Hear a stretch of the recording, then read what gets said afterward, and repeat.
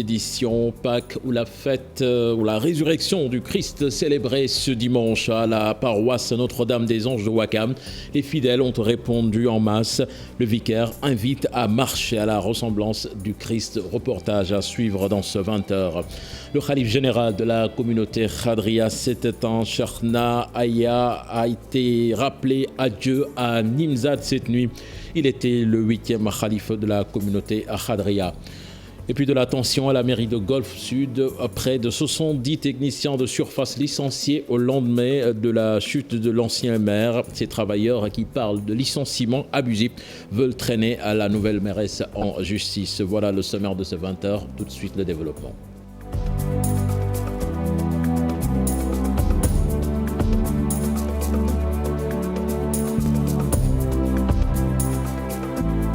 Bonsoir et bienvenue à toutes et à tous. Tout d'abord, ce rappel à Dieu du khalife général de la communauté Khadria, Cheikhna Cheikh Aya. Selon des informations, il a été rappelé à Dieu cette nuit à Nimzat, en République islamique de Mauritanie.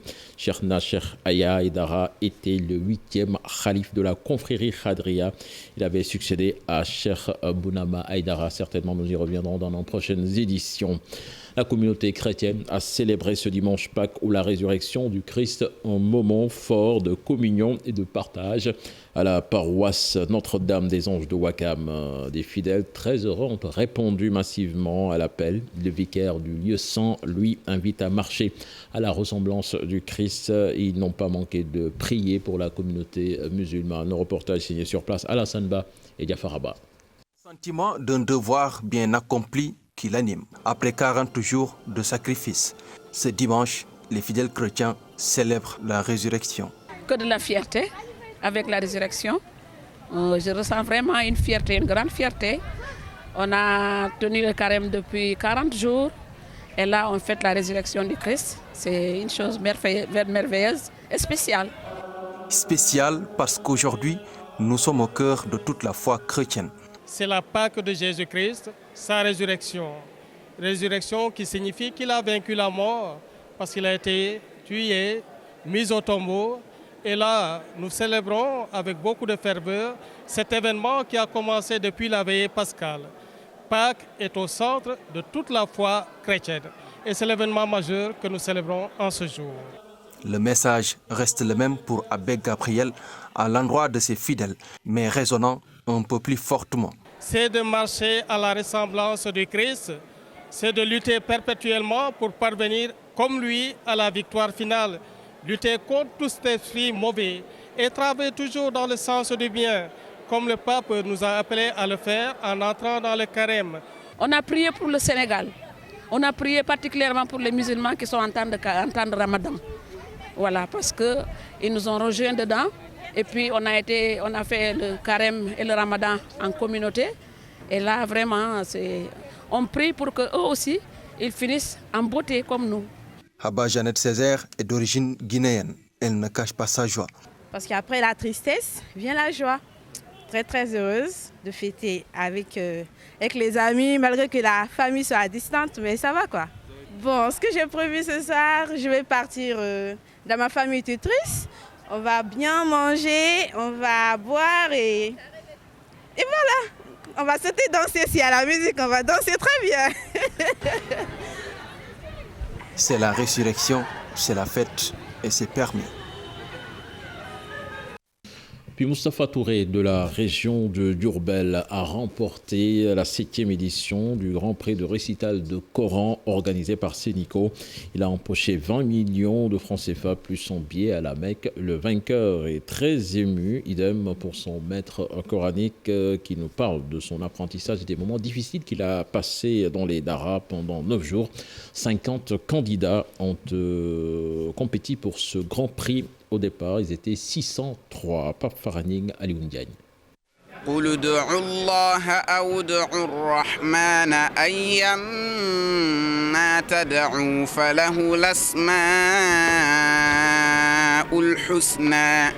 C'est cette belle voix qui a remporté le Grand Prix du récital de Saint-Coran organisé par Sénico. Après une compétition âprement disputée, seulement quelques points les séparent. Moustapha Touré de la région de Diourbel est l'heureux gagnant il est plus qu'ému. Kontaan naa trop sax kontaan naa trop waaw mbégte mi am musuma ko am ba ma juddoo léegi yaakaar naa. A effectivement réuni 50 candidats qui sont qualifiés à la finale nationale. Issus de 603 candidats inscrits lors des départementales et des régionales. Donc vous savez, ça a été vraiment très serré. Et comme vous l'avez assisté aujourd'hui, tous les 50 ont mérité le premier prix. Nous avons même eu l'embarras du choix avant la proclamation des résultats. Une consécration obtenue après des années d'apprentissage et de souffrance dans les daara. yow mu jafe na dafa ñëw trop sax di jàng yeewu njël di jàng may ñu dara daal waaw sonn nañ ci trop. concours li ñu ko waxee mooy il faut mu am ko jiitu am ñu ci topp waaye xale yi fi ñëwoon ñëpp ñoo amoon mérite pour jël ko ñi ngi ñaanal ñeneen ñi ci des. beneen yoon yàlla na leen suñu borom defal ndam lu gën a kawe incha allah. tàggatu bi liggéey rek liggéey mooy ñun bañ juddoo ba tey mosuñoo commerce mosuñoo jaay dara ci alxuraan lañ mas a nekk. L'organisation a été un peu difficile. Près de 2 semaines, les candidats ont disputé le Grand Prix dans un hôtel de la place. Le premier aura un prix de 20 millions et un billet pour le pèlerinage à la Mecque. Le second aura 15 millions de francs CFA. Il a déjà eu 15 millions avec un billet pour aller au pèlerinage à la Mecque. Le troisième, 10 millions, ainsi de suite jusqu'au dernier qui va rentrer avec quelque chose, avec un cadeau. Peut-être signaler aussi que le Grand Prix Sénico a une particularité cette année.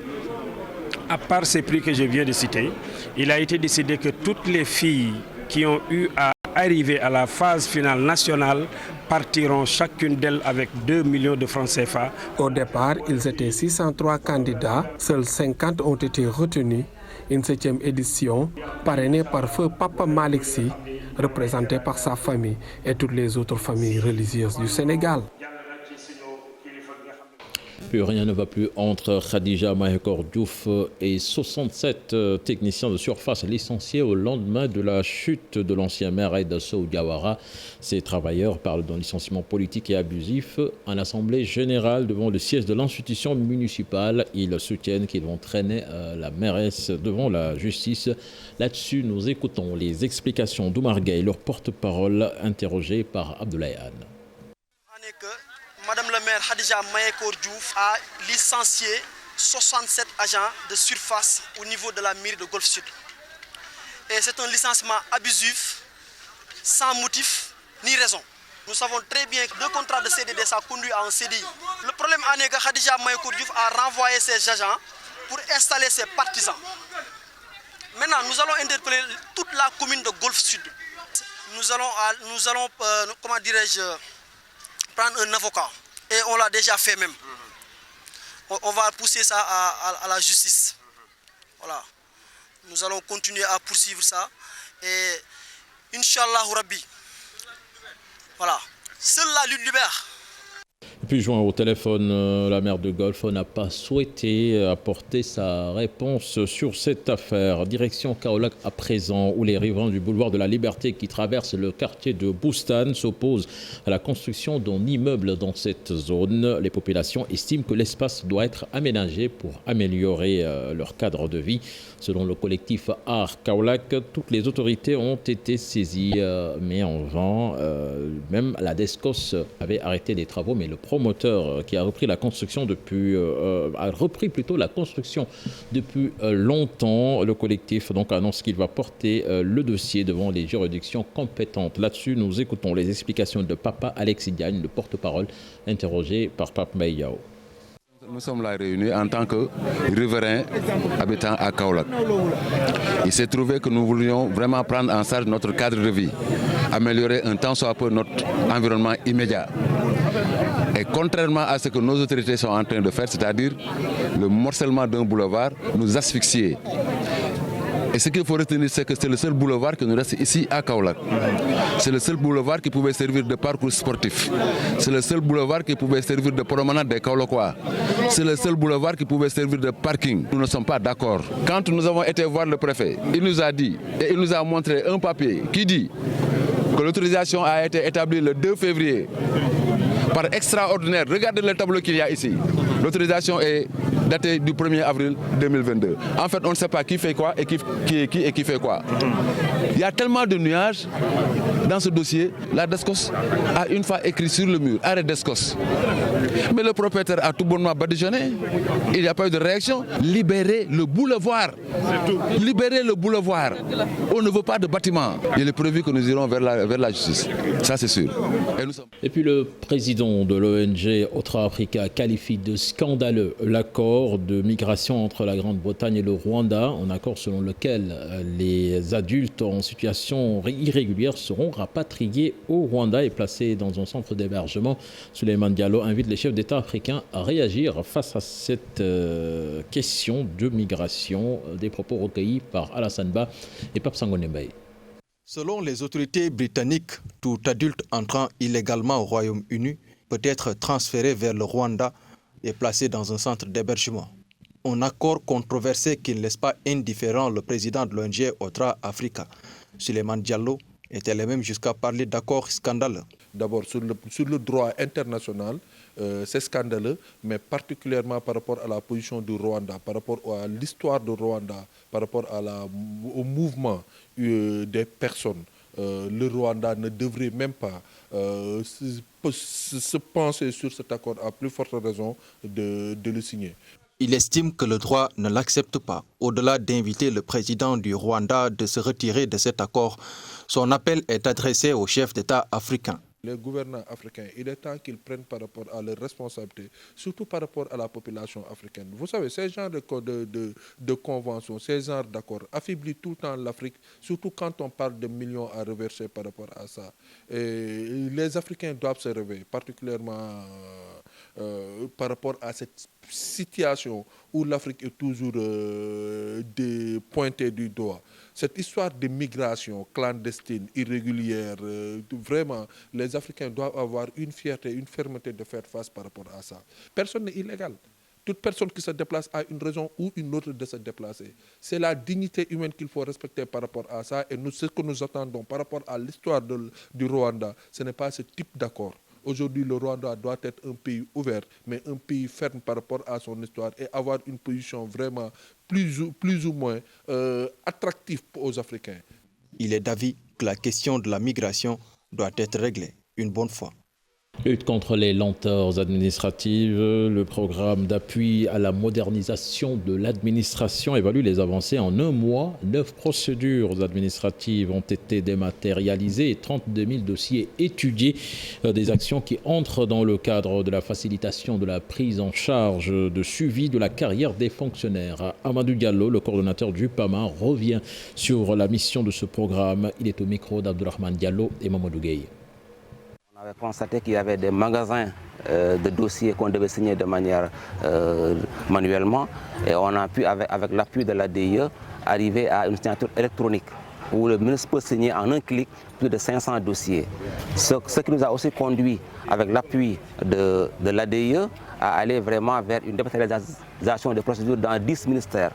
Cette année, on avait ciblé 9 procédures qu'on devait dématérialiser en passant du ministère de l'Intérieur à travers le certificat de bonne vie et mœurs, les casiers judiciaires, les demandes d'ouverture de cliniques avec le ministère de la Santé et pas mal aussi d'autres procédures qu'on a initiées cette année. Aujourd'hui, on est à 9 procédures dématérialisées et simplifiées pour l'année 2022. Nous avons aussi, à travers le ministère de l'Urbanisme, accompagné l'ADIE pour l'extension de la plateforme Teldac au niveau de la région de Thiès. Il ne faut pas oublier, avec le Doing Business, le Sénégal avait pris l'initiative sur lui-même de dématérialiser les demandes de permis de construire à Dakar. Mais ce n'était que dans la région de Dakar. Donc on s'est dit que maintenant il était important que aussi les régions puissent aussi avoir à bénéficier de cette demande en ligne-là pour simplifier la procédure, mais aussi pour bloquer toutes les sources de corruption et de lenteur liées à cette demande-là. La capitale des startups issues de la zone UEMOA, ils sont 4 jeunes entrepreneurs numériques sénégalais primés lors de cette deuxième édition du tremplin Startup UEMOA. Le thème retenu, économie numérique et développement de l'agrobusiness. Dissa Prera Ahmadouba. Il y a actuellement des centaines de... Ils sont 4 jeunes Sénégalais à remporter des prix à cette édition 2022. Tremplin Startup UEMOA, un concours régional qui promeut l'entrepreneuriat innovant et moderne chez les jeunes. Et saluer vraiment cet engagement de l'UEMOA aux côtés donc, des États donc, pour accompagner, je veux dire, les startups, accompagner l'innovation. Aujourd'hui, le thème retenu a été économie numérique et développement de l'agro-business. Donc je pense que c'est un thème d'actualité. Mais de plus en plus, nous constatons qu'aujourd'hui, que le numérique intervient dans tous les secteurs et peut-être, comme on le dit, peut-être catalyseur. Pour ce concours, une enveloppe de 248 millions de francs CFA a été mise à la disposition des jeunes issus de l'espace UEMOA. Tous les startups primés vont aussi bénéficier d'accompagnement technique et financier. Nous avons pris, j'allais dire, l'axe le plus intéressant, c'est celui des jeunes, de la jeunesse innovante, parce qu'on a estimé qu'avec les jeunes entrepreneurs, on pouvait aller très loin. Donc nous avons organisé ce concours pour dénicher les jeunes pousses et à travers des projets start-up. Cette année, le thème a tourné autour de l'économie numérique et du développement de l'agrobusiness, un thème fortement d'actualité. La page des sports à présent que nous ouvrons avec du football Génération Foot qui reprend la tête du classement après sa victoire 2-0 hier face à l'AS Pikine. Un match difficile pour les Grenats qui s'est débloqué en fin de match grâce à un doublé de Ngagne Fall. On écoute l'entraîneur Olivier Perrin qui s'exprime au micro de Younous Diatta. Bien pressé, comme on avait beaucoup de changements en défense, on a eu des difficultés pour sortir le ballon en début de match. Physiquement, ils étaient très bien et ils nous ont empêchés de sortir le ballon. Donc les quelques ballons qu'on sortait, on mettait des longs ballons. Donc quand tu joues une équipe athlétique comme celle-là, si tu vas dans les duels, à mon avis, tu n'as pas beaucoup de chances de faire un résultat. Donc, avec cette passe en retrait. Voilà, sur la deuxième mi-temps, très honnêtement, la façon dont ça se passait m'inquiétait beaucoup parce que là, on avait le ballon, mais on n'était pas toujours très juste dans ce qu'on faisait. Et je trouve qu'on se créait très peu d'occasions. Donc la seule bonne chose, c'est qu'on n'en concédait pas beaucoup non plus, ce qui n'était pas le cas ces derniers matchs où on arrivait toujours à concéder des situations. Là, on ne concédait pas grand-chose. Mais bon, ça partait pour faire un 0-0, quoi. Faut être clair, on n'avait pas fait de tir au but, donc il faut être clair. Donc quand tu es entraîneur, tu dis, bon déjà, si on n'en prend pas, ça va être bien. Après, c'est sûr que quand tu arrives enfin à débloquer le match, c'est plus le même match, quoi. Donc, Puis l'Union nationale des footballeurs professionnels du Sénégal sollicite une assistance financière pour l'évacuation sanitaire de Souleymane Sylla, ancien pensionnaire de l'AS Douanes Dakar-Sacré-Cœur, port autonome de Dakar. L'actuel joueur de l'ASC HLM a eu un grave accident de la route. C'était le 6 décembre dernier. Là-dessus, nous écoutons les explications de Lamine Diallo, des propos recueillis par Ibou Diouf. Un appel vibrant qui provient du cœur. Nous sommes là pour livrer un match humanitaire. Nous sommes là pour marquer un but pour notre camarade Souleymane Sylla, footballeur de profession qui a eu à faire le cours sur plusieurs clubs d'élite ici dans le championnat national de première division. Souleymane Sylla, pour ne pas le nommer, est coulé au lit depuis le 5 décembre 2021 suite à un accident de la circulation. Et son cas nécessite, d'après les experts, un transfert à l'extérieur. Pour cela, nous avons pris contact avec des médecins au niveau de la Tunisie qui nous ont fait une facture de 14 millions de nos francs. 14 millions de nos francs. Mais nous sommes prêts à tout pour gagner ce match.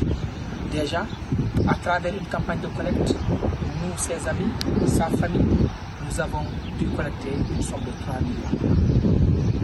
Le GAP, nous lançons un appel pour colmater ce gap. Puis toutes nos excuses pour la qualité sonore de cet élément. Et puis le beach soccer sénégalais qui tourne une page de son histoire avec le départ de Ngalla Sylla de la tête de l'équipe nationale de football. L'absence de contrat pour les entraîneurs locaux a pesé dans cette décision selon Ibrahima Ndiaye Chita, le manager général qui s'exprime dans ce sujet, signé Modou Fall et Younous Diatta. Nombreux se sont posés des questions sur le départ de Ngalla Sylla, coach de l'équipe nationale de beach soccer, après un parcours exceptionnel en tant que joueur, mais aussi en tant que formateur. Réponse à ces questions, il est à la quête d'un avenir radieux. Parce que tout ce parcours-là, après avoir fait, il fallait maintenant que je change de noyer mon talent ailleurs. Parce que je pense qu'en certains moments, il ne faut plus rester par rapport à l'éternité, parce qu'il fallait laisser la place aux autres et essayer de me noyer. D'autant plus qu'il y a beaucoup de pays qui m'ont contacté, c'est les régions qui m'ont poussé à aller vers Maroc. Ngala Sylla est 3 fois champion d'Afrique en tant que joueur et autant en qualité de coach. Son départ peut surprendre, mais il faut souligner une absence de contrat. Contrat, parce que pour moi, à part Aliou, c'est ce que je félicite au passage, il n'y a pas d'autres entraîneurs qui ont des contrats. On avait fait signer aux entraîneurs des sélections nationales des contrats. Je crois que Ngala n'aurait jamais quitté le Sénégal pour aller monnayer ses talents au Maroc. Mais bon, comme on a souvent l'habitude de dire, le vent est tiré et il faut le boire. Les acteurs du beach soccer semblent être inquiets pour la suite. Un désert entre Ngala et les autres. Ça, je le confirme. Parce que quand même depuis 2016, il n'y a pas eu une session de formation d'entraîneur depuis 2016. Et c'est lui qui se démerdait pour mettre sur place des séances d'entraînement. Et ça, c'est à cause aussi de son bagage intellectuel. Ngala Sylla a désormais pour mission d'asseoir une bonne politique sportive au Maroc avec l'instauration d'un championnat de beach soccer. Merci à vous, Mamadou Fall. C'était tout pour ce 20h. Excellente suite des programmes en compagnie de la télé Futur Média. Au revoir.